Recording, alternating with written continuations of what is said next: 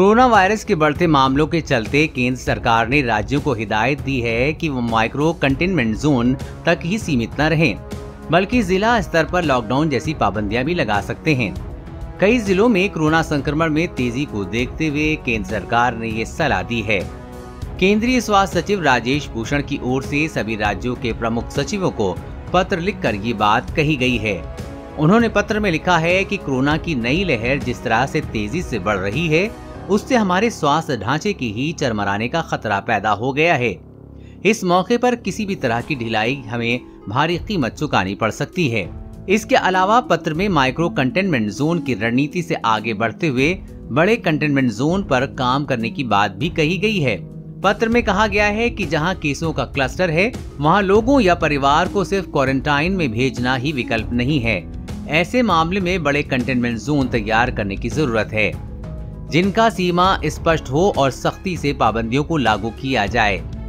Containment zone में control के लिए सख्त पैमाने होने चाहिए। ये पाबंदियां कम से कम 14 दिनों के लागू होनी चाहिए, ताकि ट्रांसमिशन की चेन को तोड़ा जा सके।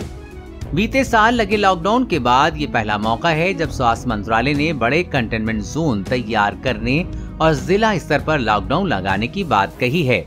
बता दें कि देश में कोरोना पॉजिटिव रेट 5% के करीब पहुंच गया है, जिसके चलते एक बार फिर से लहर में तेजी आने की आशंका पैदा हो गई है।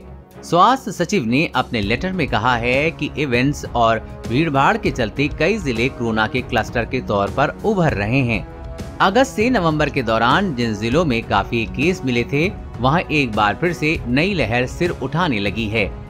इसके अलावा ऐसे भी कुछ जिले हैं जहां पहले कम आंकड़ा था, वहां अब केस बढ़ने लगे हैं। स्वास्थ्य सचिव ने अपने इसके लिए ढिलाई को जिम्मेदार करार दिया है। उन्होंने कहा है कि इसकी वजह ये है कि कोरोना प्रोटोकॉल पालन करने की तरह नहीं हो रहा है।